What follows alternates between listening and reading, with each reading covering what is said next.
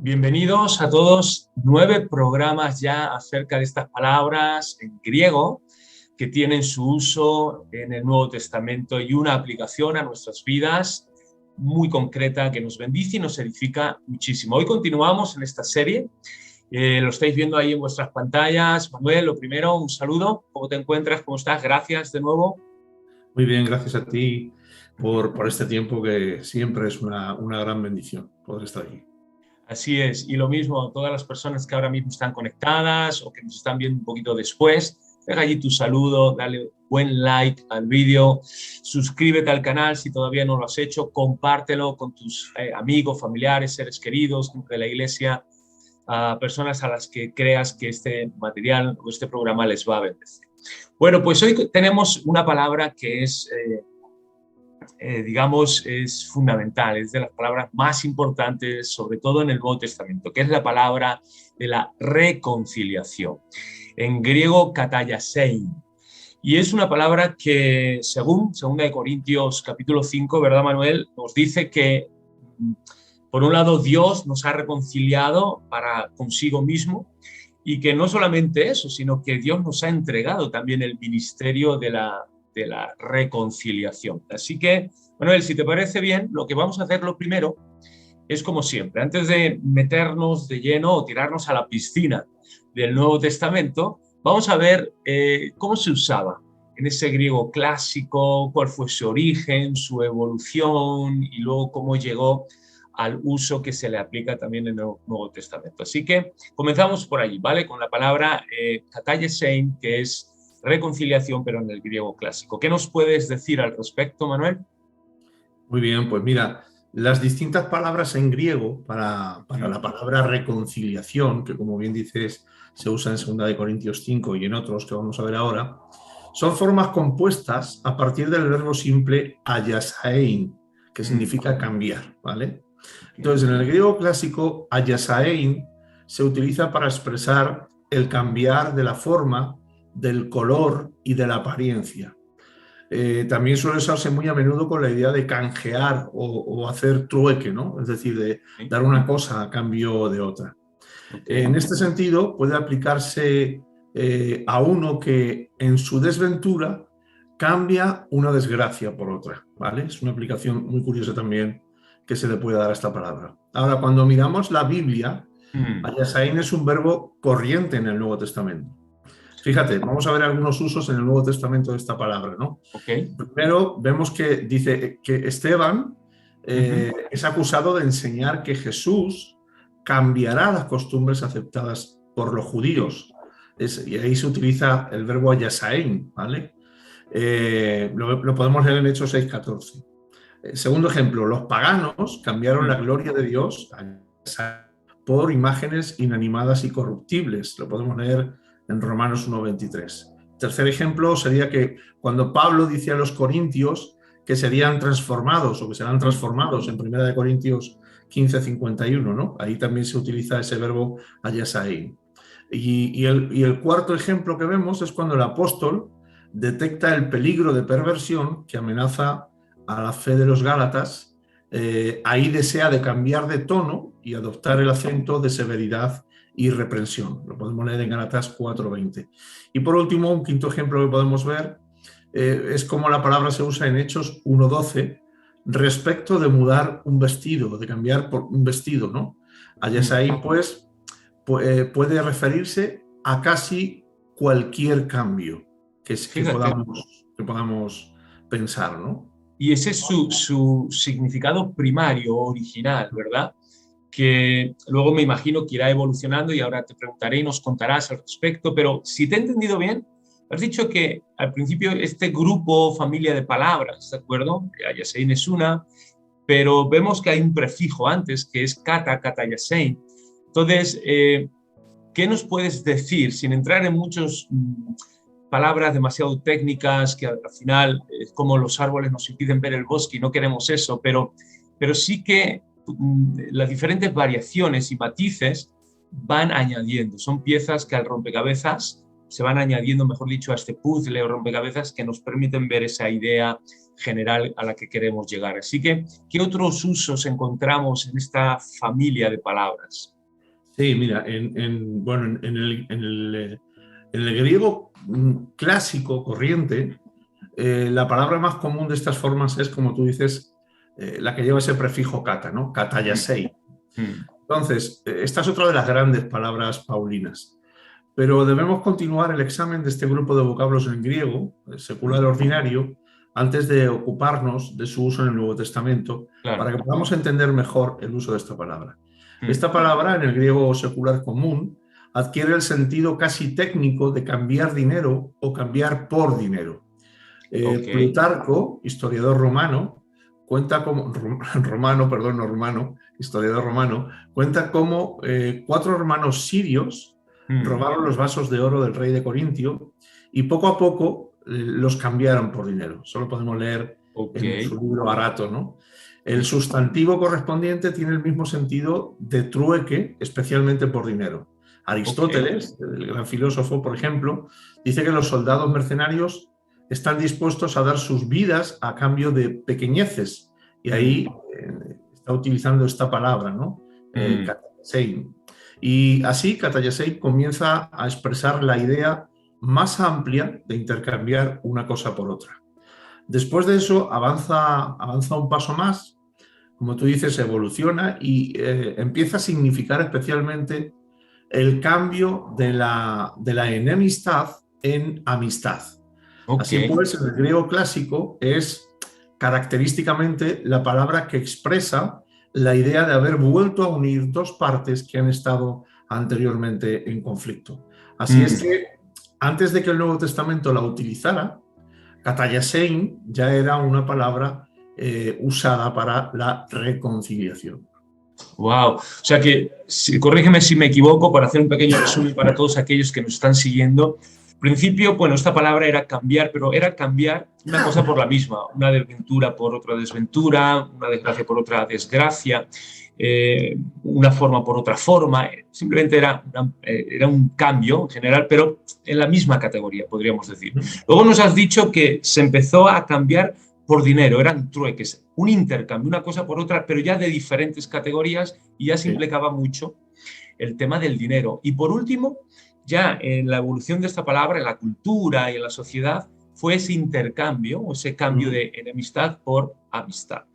Y eso es donde en el tiempo en el que el Nuevo Testamento se escribe, es el significado que ya esta palabra tenía, ese cambio de la enemistad por enemistad, o de enemistad, perdón, por amistad, en esa reconciliación, ¿no? Así es.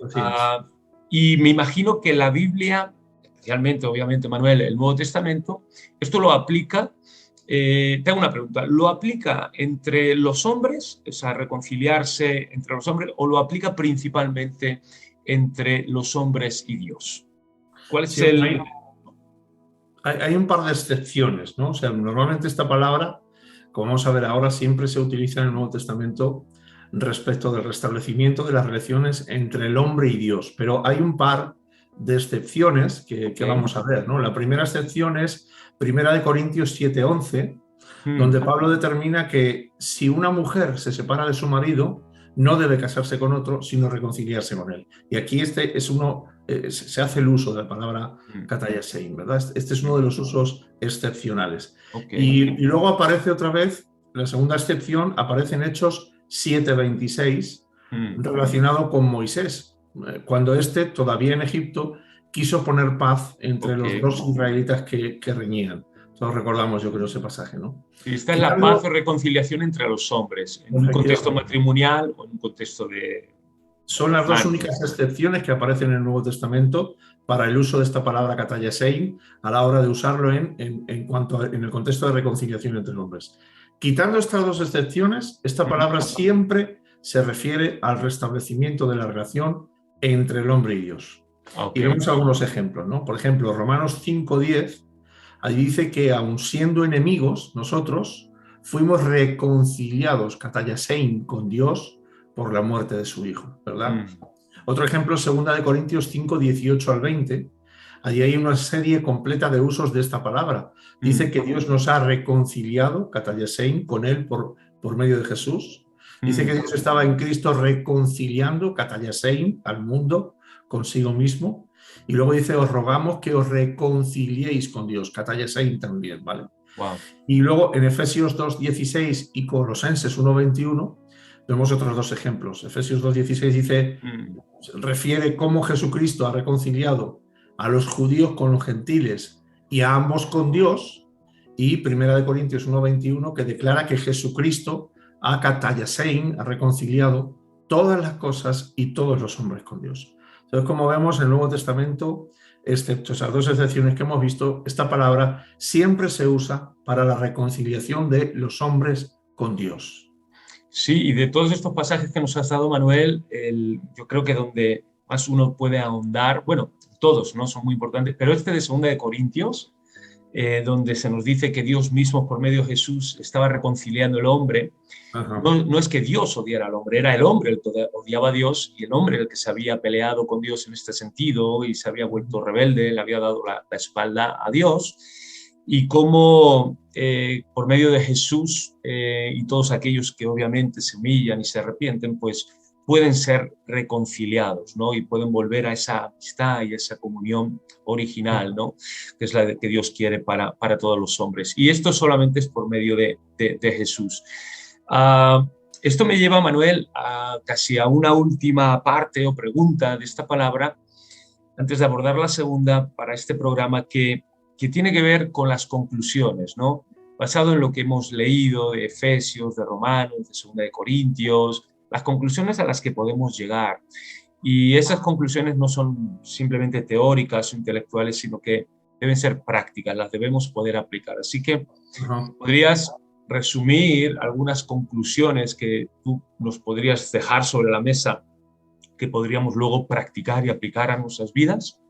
Sí, pues podemos ver 4 aplicaciones que podemos dar a estos conceptos del uso de esta palabra que hemos visto. El primero y principal, pues Pablo ve la obra de Jesucristo fundamentalmente como una obra de reconciliación. Claro. A través de lo que Cristo hizo, la pérdida de relación entre el hombre y Dios por causa del pecado del hombre es restablecida. En segundo lugar, pues notamos que Pablo jamás habla de Dios como siendo reconciliado con el hombre, sino que siempre es el hombre reconciliado con Dios. Esto es muy importante entenderlo, ¿no? Sí. No es Dios el que falla al hombre, no es Dios el que peca contra el hombre, es el hombre el que peca contra Dios, es el hombre el que falla contra Dios, por tanto, es el hombre el que necesita ser reconciliado con Dios, ¿no? En el más significativo de todos los pasajes, que es 2 Corintios 5, 18 al 20, se refiere 3 veces a Dios reconciliando al hombre con él. Era el hombre y no Dios quien necesitaba, como decimos, ser reconciliado, ¿no? Nada había disminuido el amor de Dios, nada había cambiado ese amor en odio, nada había desvanecido el anhelo de su corazón que tenía hacia el hombre, ¿no? El hombre pecaría, pero Dios todavía le amaba. Entonces no era Dios quien necesitaba ser apaciguado, era el hombre quien precisaba ser movido a la entrega, a la corrección y al amor. En tercer lugar, como tercera aplicación personal y práctica que podemos dar al uso de esta palabra, bueno, pues aquí estamos frente a una verdad ineludible, el efecto de la cruz, al menos en esta esfera del pensamiento de Pablo. El efecto de la cruz recaía sobre el hombre y no sobre Dios. El efecto de la cruz no cambió el corazón de Dios, sino cambió el corazón del hombre. Porque era el hombre quien necesitaba ser reconciliado con Dios y no al revés. Y por último, como aplicación práctica última, que vemos que, bueno, si todo esto es así, y así es, el ministerio de la Iglesia es un ministerio de reconciliación, tal como el mismo Pablo dice en 2 Corintios 5, 19 y 20, pues la función del predicador no es llevar a los hombres a la ira de Dios, sino proclamarles el ofrecimiento de su amor. El mensaje del predicador debe ser siempre: mira esa cruz, ve cuánto te ama Dios, arrepíntete de tus pecados y reconcíliate con Dios. Claro, eres tú el que tienes el problema. Claro. claro. Eres tú el que tienes ese tú es el hombre en general, la raza humana, el que tiene el problema y tenemos que mirar a la cruz. Y ahí en la cruz, como bien nos dice la justicia, ¿no? Y la misericordia, la justicia y la gracia se besaron y se tocaron, ¿no? Y como Efectivamente. en la cruz vemos el amor de Dios, pero también vemos el castigo o la pena, ¿no? Que merecen nuestros pecados. Y tenemos que ver ahí nuestro pecado para arrepentirnos y al mismo tiempo tenemos que ver ahí pues ese amor de Dios derramado, ¿no? En la persona y en la obra de Jesús en la cruz. Así que Una gran eh, palabra esta, Kataya Sein, ¿eh? Una gran sí, palabra. sí, sí, sí, porque Dios, 2 Corintios 5 lo explica tan bien, Dios Ujú. estaba reconciliando al mundo, era el que tenía el problema, el caído, al mundo consigo mismo, ¿no? Por medio de Jesús. Y es muy interesante que dicen, en castellano dice para consigo mismo, en griego se utiliza esa voz media, que en castellano no la tenemos. En castellano solo tenemos dos tipos de voces, la activa y la pasiva, pero sí que en griego hay una voz media, ¿no? Y la Ujú. voz media, lo más parecido que tendríamos en castellano serían esos verbos reflexivos, yo me peino, yo me lavo, esos verbos que uno hace la acción y el beneficio queda en uno mismo. Entonces yo me lavo a mí mismo y la acción de limpieza y de lavado se queda en mí. Pero la voz media es uno hace toda la acción, en este caso Dios, hace la acción de salvar, de reconciliar, pero el beneficio no solamente recae en uno mismo, sino que se extiende a un tercero. Entonces, por eso dice, Dios hizo toda la obra de reconciliación, pero el beneficio cayó, en este caso, sobre un tercero, que son los hombres, ¿no? Y cómo Dios, pues, cambió, ¿no? Esa enemistad por medio de Jesús en amistad para que podamos ser adoptados. Y hablando de amistades, Manuel, y hablando de reconciliaciones, y hablando de, si quieres, amistad en lugar de enemistad, esto nos da pie súper, súper bien para abordar la segunda palabra, que es la palabra del compañerismo. En griego, yo creo que esta sí que la conocemos todos, koinonía. ¿Quién no ha escuchado alguna vez un tiempo de koinonía? Es un tiempo de amistad, es un tiempo de compartir, es un tiempo de compañerismo. Y vamos a seguir, Manuel, la misma metodología. Es decir, vamos a ver cómo se usaba en este griego clásico, que es muy interesante. A mí en lo particular es que me encanta todo el tema de etimologías, significados, cómo fue evolucionando y fue cambiando con el paso del tiempo. Entonces, esta palabra de koinonía, este griego y significado original, ¿cuál es? ¿No? ¿Qué nos puedes decir? Sí, bueno, a mí también me pasa, somos un poco frikis en este sentido, Sí, sí, sí, sí. pero realmente es interesante, ¿verdad? Y Muchísimo. aprendes y te ministra mucho cuando ves este tipo de significados de estas palabras. Bueno, pues en el griego clásico, koinonía significa asociación o consorcio. Ok. Platón se refiere a la koinonía de las mujeres con los hombres para la coeducación. Mm, Entonces, koinonía humana es el equivalente griego de sociedad humana. La mm, palabra también se usa para expresar la idea de comunidad. Platón dice, ha de haber cierta koinonía entre el placer y el dolor.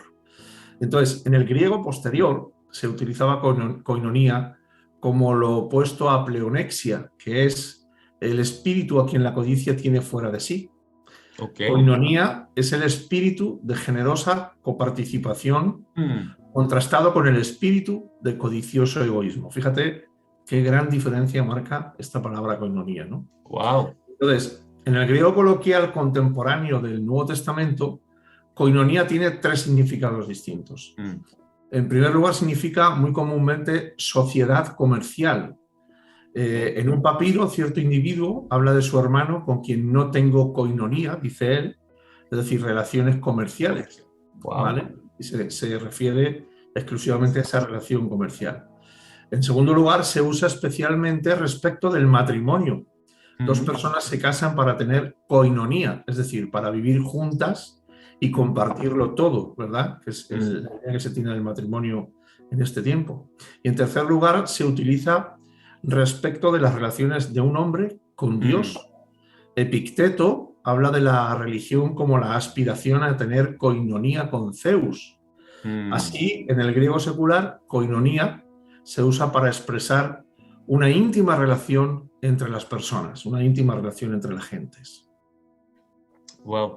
Estaba pensando en lo que has dicho antes de pleonexia, cómo es lo contrario, ¿no? A compañerismo, coinonía, ese espíritu de compartir, de comunión, de tener esa asociación, esa comunidad, esa sociedad, ese consorcio, y que los que se mueven en un espíritu contrario a esta generosidad y compañerismo, y un espíritu muy egoísta, muy ensimismado, codicioso, dice que están fuera de sí, o sea que están como si no fueran personas, ¿no? Nunca llegué a estar, estaban descontroladas. Y como este espíritu de compañerismo, que por un lado es paradójico porque te llama a darte a ti mismo y a compartir lo que eres y lo que haces y lo que tienes con otros, podríamos pensar, si yo me doy a otros, voy a dejar de ser quien soy. Sin embargo, vamos a ver cómo la Biblia nos habla que en la medida que nos damos a otros, somos realizados y Claro. somos completados. Entonces, Fíjate que precioso, ¿no? sí, fíjate que esta pleonexia de la que se nos habla y de la que se dice que es un estado en el que el hombre está fuera de sí, Mm, es porque, claro, el hombre ha creado a Dios como un ser relacional, como un ser que tiene que vivir en coinonía, ¿eh? claro. Entonces, cuando el hombre deja de vivir como Dios ha determinado, como Dios lo ha creado, Mm, con esa sustancia de tener unidad entre las personas, pues claro, es considerado como que está fuera de sí, está fuera de mm. lo que Dios ha establecido para él. Es muy interesante, ¿eh? Ese Sí, concepto. sí, sí, sí, sí, Ujú. sí. Y es muy, el codicia y todo esto es muy, muy mundano, muy carnal y la gran enseñanza, y seguimos avanzando, pero es que los que viven movidos o dirigidos por este espíritu codiciosos y solamente por y para ellos mismos, nunca se encontrarán y nunca se sentirán realizados. Y en la medida que vivimos por y Efectivamente. para otros, somos realizados y somos también completados. Así que, bueno, hemos visto, Manuel, en el griego clásico cómo se refiere también a estas relaciones, compartir, ¿vale? Una sociedad Ujú. comercial, en el matrimonio, incluso ya en ese compañerismo con ciertas deidades, ciertos dioses y demás.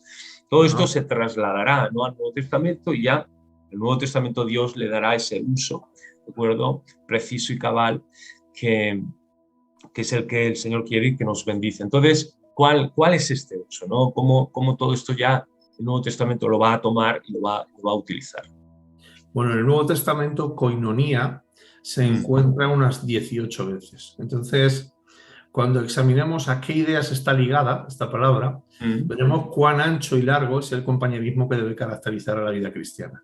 Entonces, vamos a ver en total ocho, ocho ideas mm. a las cuales está ligada esta palabra para que podamos ver la profundidad que tiene ese compañerismo que debe caracterizar Wow. a la vida cristiana, ¿no? En Ok. primer lugar, en la vida cristiana hay una koinonía que significa compañerismo de la amistad y Mm, perseverancia en la compañía con los demás. Lo ok. vemos en Hechos 2:42 o en 2 Corintios 6:14, ¿vale? Es interesante observar que esa amistad Mm, se basa en el común conocimiento del contenido del mensaje cristiano, según nos dice 1 Juan 1:3. Entonces, solo aquellos que son, perdón, solo aquellos que son amigos de Cristo pueden ser verdaderos amigos entre sí. Fíjate qué buenísimo, concepto más importante, ¿no? buenísimo. Segundo, en la vida cristiana hay una koinonía que significa compañerismo práctico, ¿verdad? Mm, De lo que se tenga, con los menos afortunados.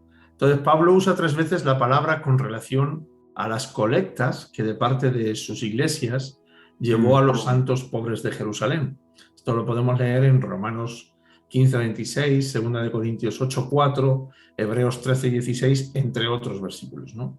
Entonces, el mm. compañerismo cristiano es práctico, ¿verdad? No es Wow. algo etéreo, sino que es algo práctico. Mm, En tercer lugar, en la vida cristiana hay una koinonía que es comunión en el Evangelio de Cristo, como dice Filipenses 1:5. Pablo da gracias por la comunión de los filipenses en la obra del Evangelio, ¿verdad? ok. En cuarto Fíjate. lugar, en la vida cristiana hay koinonía en la fe también. Wow. El cristiano no es un elemento aislado, sino un integrante de la comunidad creyente, como enseña Efesios 3:9. Mm. En quinto lugar, en la vida cristiana hay compañerismo, koinonía, en el espíritu también. Segunda de Corintios 13:14 o Filipenses 2:1 hablan de ello. Entonces, el cristiano vive en la presencia, compañía, ayuda y guía del Espíritu Santo. Por tanto, Wow. puedo decir que tenemos koinonía con el Espíritu Santo, ¿vale? Y en sexto y séptimo lugar, pues en la vida cristiana hay koinonía con Cristo, porque los cristianos somos llamados a la koinonía de Jesucristo, el Hijo de Dios. Lo podemos ver en Primera de Corintios 1:9. Y en último lugar, en séptimo lugar, en la vida cristiana hay koinonía con Dios, como nos enseña Primera de Juan 1:3.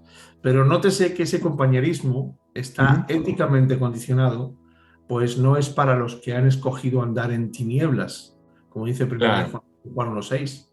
Koinonía es lo que liga a los cristianos unos con otros, con Cristo y con Dios, ¿vale? claro, claro. Esa coinonía y compañerismo para con Dios es para aquellos que han sido reconciliados, han pasado de enemistad a amistad con Dios por medio de Jesús, como veíamos. Así que hago un breve resumen de estos 7 aspectos, fijaros, que incluye el compañerismo a la luz del Nuevo Testamento. Es un compañerismo, obviamente, de trato, de relación de amistad. Es un compañerismo también práctico, incluso en las ofrendas, en las necesidades. Es un compañerismo en el Evangelio, de acuerdo a las buenas nuevas, en el Espíritu Santo, en quinto lugar, en la fe. Tenemos también un compañerismo, hemos dicho, continuamos con Cristo, sexto lugar, y con Dios, como veíamos, en último lugar. Y Manuel, aquí me gustaría hacer un breve paréntesis porque de una manera muy práctica y también en la iglesia solemos celebrar para conmemorar lo que llamamos, ¿verdad? O denominamos la Santa Cena, ¿no? Ese tiempo de comunión en lo que participamos del pan, ¿verdad? Participamos del vino y muchas veces se llama esa Santa Comunión, esa Santa Cena, recordando la obra, ¿no? de Jesús, y no solamente su cruz, sino recordando también que Él regresará, porque lo debemos hacer hasta que Él regrese, según el apóstol Pablo nos decía, ¿no? Jesús nos dijo hacerlo cada vez que os reunáis y hacerlo en conmemoración mía, y también Pablo nos dice pues hasta que el Señor nos regrese. Y ahí yo creo que podríamos decir, Manuel, corrígeme si me equivoco, pero prácticamente todo lo que hemos dicho en esa Santa Cena, ese tiempo tan especial, pues es que está metido todo. Está esa comunión, esa amistad, los unos con los otros, en la fe, en Cristo, con Dios, congregacionalmente, en el Evangelio. Por lo tanto, bueno, pues es algo que no podemos hacer de manera ni tradicional ni religiosa. Nosotros particularmente, yo sé que esto todas las iglesias está en su corazón y en su intención, y nosotros de manera particular intentamos hacer que siempre sea un tiempo muy espiritual y lleno de este contenido de coinonía, ¿no? y de compañerismo. Manuel, no sé, nos has dado algunos usos, algunos aspectos. Tenemos algunos más, ¿de acuerdo? Que sean como este valor, que traiga este valor añadido también a esta palabra, a la luz del Nuevo Testamento. Sí, bueno, hay algunos usos. Por ejemplo, en el griego clásico nos encontramos el verbo koinonein, que significa tener parte en algo. Koinonein es el verbo que viene de la palabra koinonía, ¿no? Claro. Se usa, por ejemplo, respecto de dos personas que tienen todas las cosas en común, y respecto de ir a partes, con alguien, ¿no? De tener relaciones comerciales con ese alguien. Como veíamos. Se utiliza también con referencia a compartir la opinión de otra persona, lo que implica estar de acuerdo con ella. En el griego, hay tres significados principales, que es, por un lado, significa tomar parte con alguien en una acción. Claro. Segundo, se usa con respecto a algo en lo que participamos todos. Así, por ejemplo, se dice que todos los hombres participan en la naturaleza humana. Y en tercer lugar, se utiliza respecto de compartir la vida. claro. Y en cuanto al Nuevo Testamento, bueno, pues cuando vamos al Nuevo Testamento y una y otra vez apreciamos cuán amplio es el compañerismo cristiano. Claro. Por ejemplo, todos los hombres participan en la naturaleza humana, como Ok. aprendemos en Hebreos 2:14. Hay una Mm, cierta comunidad entre los hombres simplemente en virtud del hecho de ser hombres, ¿vale? claro. Luego hay una segunda, que es que los cristianos comparten las cosas materiales, como vemos en Romanos 12:13, en Mm, Gálatas 15:27, perdón, Gálatas 6:6 o Romanos 15:27.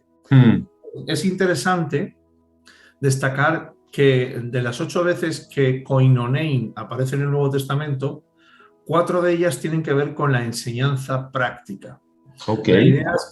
La idea es que ningún cristiano puede disponer de mucho mientras otros tienen demasiado poco.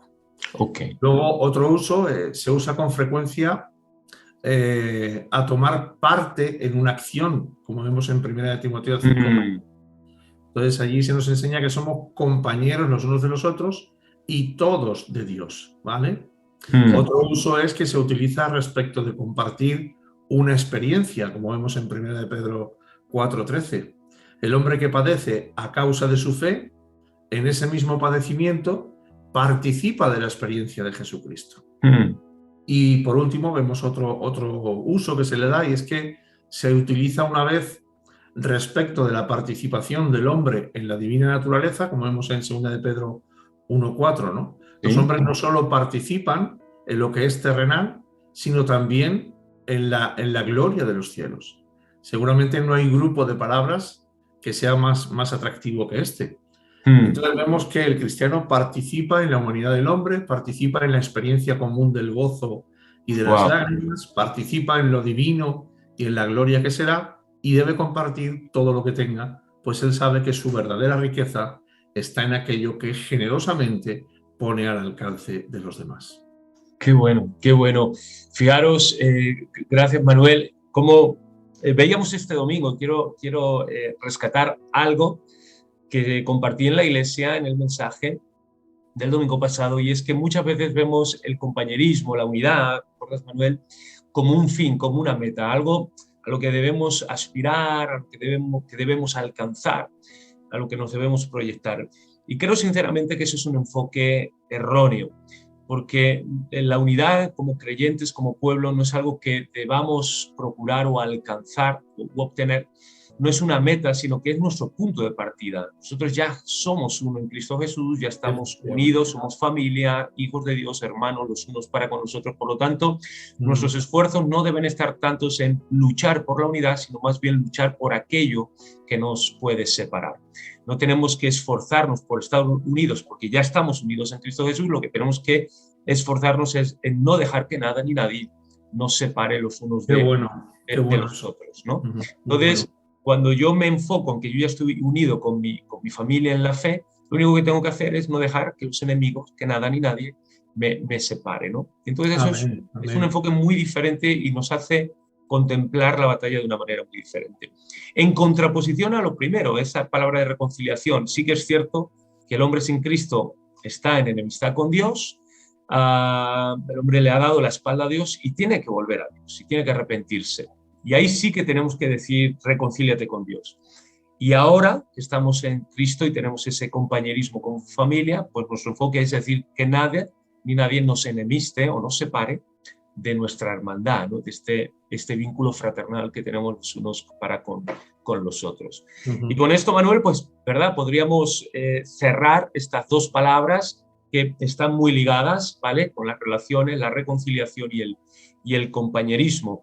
No sé si quieres comentar alguna cosita más, una conclusión final o No, exhortación.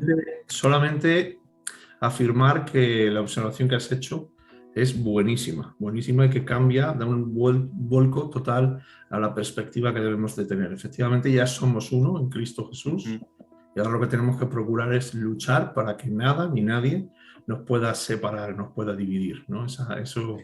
A mí eso me ha gustado mucho, ¿eh? Me ha gustado mucho. Pues lo dicho, hemos llegado al final de este programa. Deja, por favor, tus comentarios, tus preguntas, tus opiniones en el chat. Y como siempre, pues llega el momento para despedirnos, pero nos emplazamos al mismo tiempo hasta la próxima semana y seguiremos ahondando en estas palabras muy, muy importantes que aparecen en griego y que tienen su uso en el Nuevo Testamento. Lo dicho, el Señor os bendiga mucho, seguimos unidos, conectados, nos vemos la semana que viene. Repito, que el Señor os bendiga. Bye. Adiós, osculo santo a todos.